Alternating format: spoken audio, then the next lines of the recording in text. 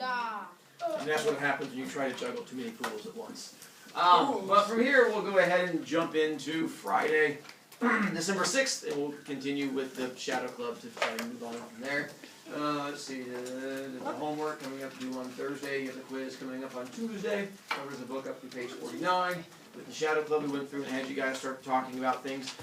Connections that you guys have found so far. We've gotten all the way up to page 20 with you guys.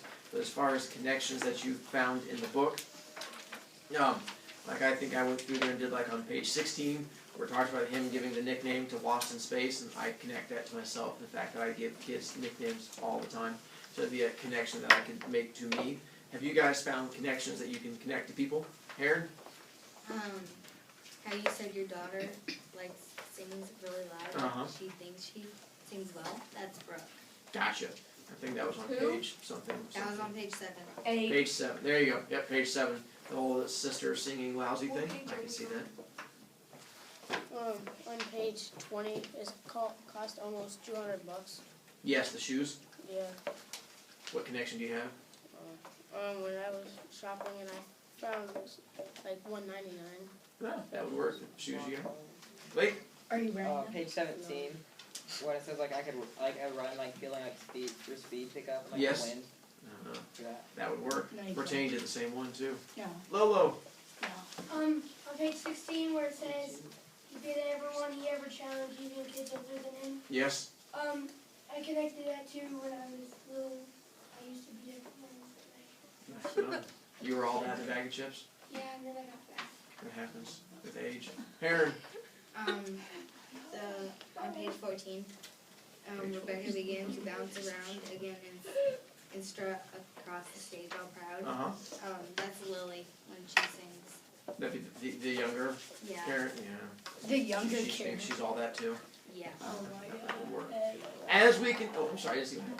Keep going, Baker. Cut Page you off. 13 where it says looked at me with a please God no expression on her face. Uh-huh. I do that every day, especially today. That would work also. Nicely done. Schultz. When she's been her Randall about the birthday. Yeah. About she would get pissed. That was my brother a long while ago, because he said that my grandpa would ask him to help him with something, and he actually asked me. That would work. Nicely done. Keep doing the exact same things. We continue from here, highlighting, finding those connections. I'll keep doing the same things I find also. We stopped on page 20 with you guys, about like 2 21. paragraphs. No, page 20. Oh Mark yeah. right down. All right. Good, me too. Maybe if you had these shoes, said Lawson, you might be able, I forgot, we got through, we get the pictures.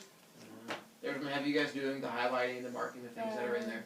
We got through Shirley Temple, current Shirley Temple. Nasty. Who uses the chronometer? Nasty. Nasty He goes running across, and then Top of the track. who goes running across the track? Lost. Nice, same guy. All right. Saint Edward.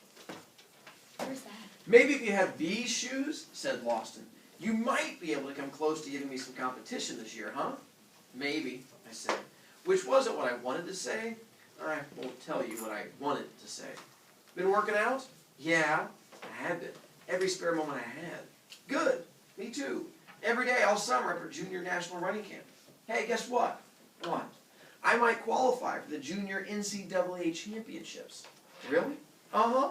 Tough competition, but my time now is averaging a quarter of a second faster than last year's 60-yard qualifying time. So I've been trying to get it even lower. My dad says if I qualify, the next year he'll find me a private coach and train me for the Olympics.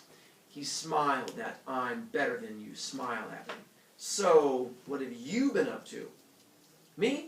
Oh, I just went to European runners training camp where you run cross country up and down the Alps all day long with famous Olympic athletes. Really? I sighed. No. Actually, I just hung around and worked at Burger King making hamburgers. Hard work, that Burger King. Builds muscles in your fingers. I'll bet, said Austin. You know, I was the youngest one they ever had working at that Burger King. Yeah? Now that makes sense. I mean, who else are they going to get to do the stupid flunky work but a kid, right?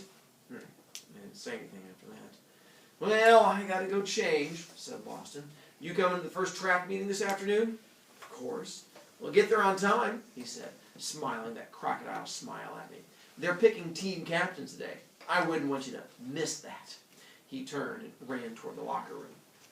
When he talks about the crocodile smile, I'm not sure if you guys have ever, well, hopefully never face to face, have seen a crocodile. But with them, they have the edges of their face, their mouth has like a natural upturn that goes to it. So they look like they're always smiling, even when they're getting ready to eat you. You're like, look at the smiling crocodile. It's like, and then it eats you. You're like, but you're happy. It's the same thing. A crocodile smile is a false smile that you give someone when you don't mean the information that you're telling them. I use crocodile smiles with you guys quite often in class. Do it. Usually when I go, is that what you want to do? That's the choice you want to make? Yeah. Go for it. Do it. I just did. Oh. Yeah. And you're like, you're smiling, but I feel weird on the inside. And that's the same thing. That's the crocodile smile that goes along with it. Do it again. I already did. Do it one more time. Okay, here. I'm just going to keep on losing points, Oh, aren't you? no, stop. Oh, see, I demonstrated it for you. Wasn't that fun? But you still make me lose points. It's awful. I feel so sad. How many did I See lose? how I demonstrated it again? How many did I You're lose? so, it's nice of you to volunteer for the class like that. Okay.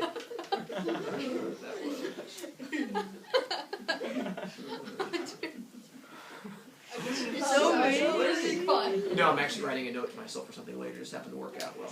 Oh. But you got lucky, huh? Hang on, I got that kid, and hang on, and that kid. I gotta email their parents. And Me? Yes.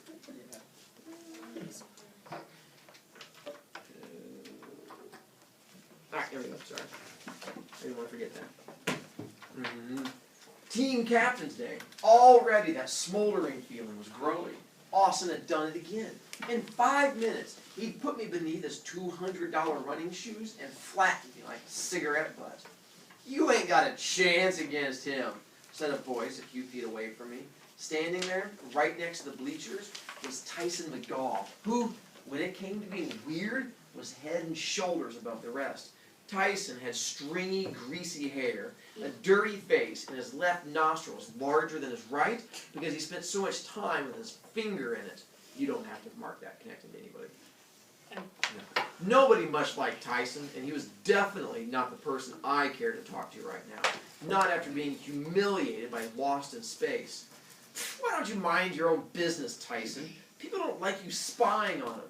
I wasn't spying, said Tyson, mean and defensive, like he was looking to get into another one of his famous fights. Tyson was an odd bird. Half the time, he seemed kind of nerdy and off in his own greasy little world. The other half of the time, he was being nasty and picking fights like he was a tough. The last thing I wanted on the first morning of school was to fight Tyson. Not that I couldn't beat him up. I could. He was kind of weak and scrawny. It's just that he doesn't really fight like a human. He fights more like an animal, kicking and clawing and biting. Well, spying or not, whatever you want to call it, don't do it anymore. At least not to me, because I don't like it. I got down from the bleachers and began to walk toward the school building. You really don't stand a chance, mumbled Tyson as I passed him. And how would you know? I yelled into his face. Now I was mad. You're not on the team. You're not on any team. All you do is watch everybody else's business and stick your nose in it. Don't you have any business of your own? What goes on between Austin and me has nothing to do with you. Got that? Tyson shut up. I don't think he expected me to get that mad.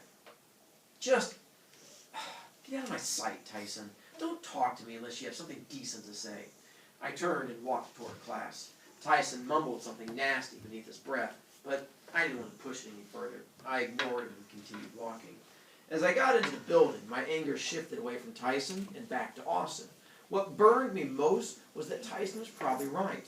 Conceited, arrogant, lost in space, had all the odds in his favor, and I hated Austin all the more for it. I began to imagine how nice it would be if there was a great conspiracy against all the lost in spaces in the world. You guys remember what foreshadowing is? Yes. It's already been warned out. Yeah. So this is one of our foreshadowing clues right there. Wait, that what was last it? part we're going to talk about a conspiracy against Austin space. Now you have to know what a conspiracy is. What's a conspiracy? Oh, theory. Yeah. It's like a theory, like a theoretical guess. There you go. It's a plot where people get together and come up with a plan against you.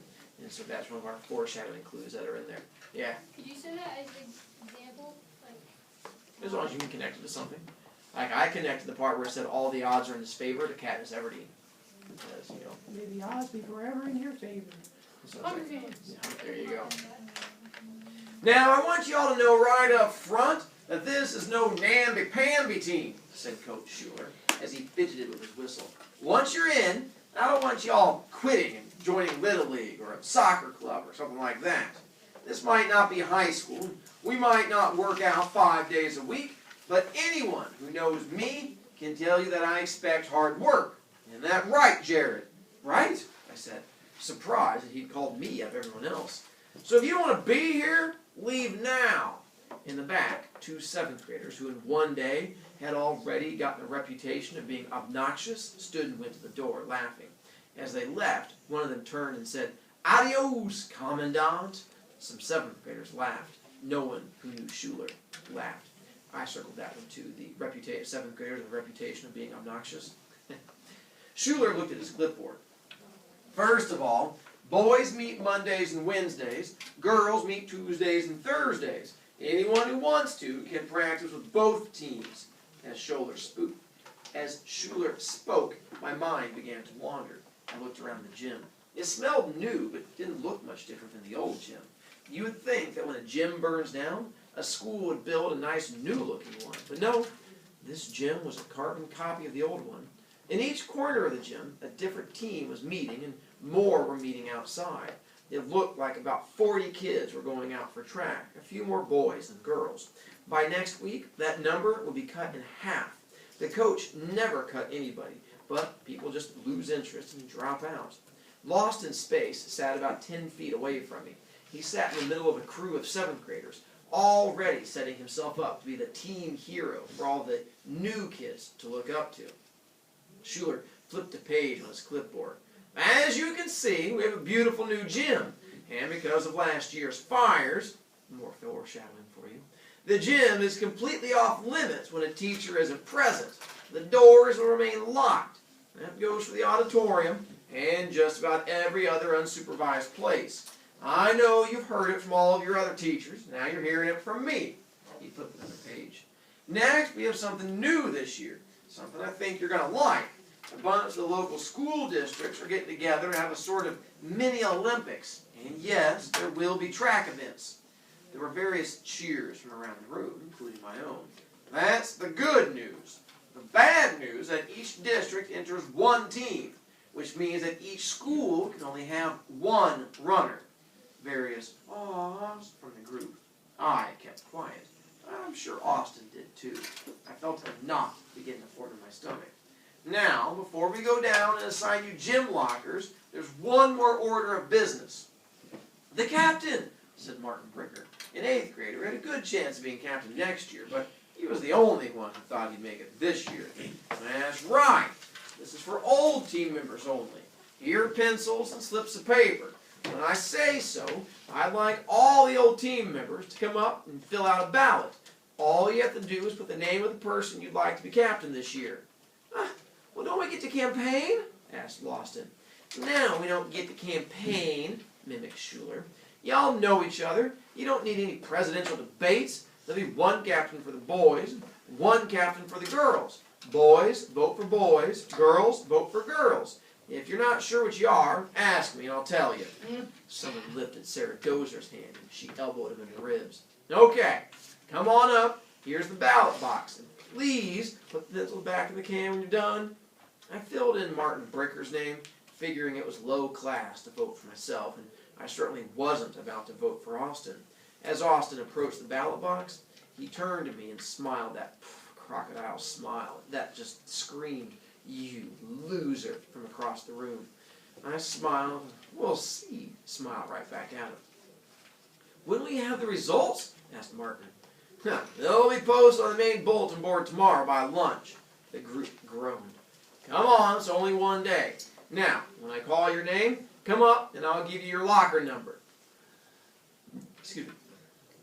That night, Cheryl and I sat in her old treehouse, talking, trying to get my mind off the election. I never remembered the treehouse being so small. I bet it was even too small for Randall to sit in comfortably now. Sometimes I liked growing, but at times like that, I didn't. I remember when I could lie down across the floor of the treehouse. It could fit all three of us, me, Cheryl, Randall, each in our sleeping bags, late at night, telling ghost stories and drinking chocolate shakes, which were still one of my favorite foods in the world. I loved those days.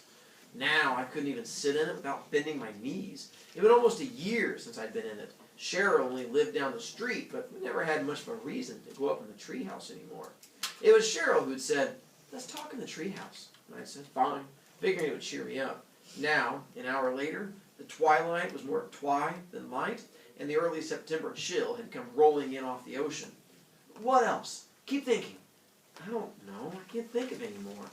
Don't you have any imagination? No. Yes, you do. Okay. I know. I would hang him by his toes, upside down, over a bear trap. Cheryl laughed. Now you're getting really gross. You asked for it. Your turn. Okay. Next time she sings, I would throw roses at her, like that guy did, for her to put behind her ears, only I would make sure they had lots of thorns on them. I grimaced. Your turn. I would set Austin loose in Lion Country Wild Animal Park and see how fast he runs. Next. Oh, vicious. Let's see. I would fill her little lunchbox thermos with hydrochloric acid. Not fair. I said that one at the wedding. Oh, well, then how about a king cobra in her lunchbox? By the way, foreshadowing again, that last line. No, wait, I've got one for you, I said. Why don't we get her a nice date with Tyson McGaw?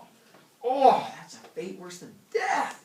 We both laughed good and hard, just trying to imagine Rebecca and slimy Tyson McGaw together.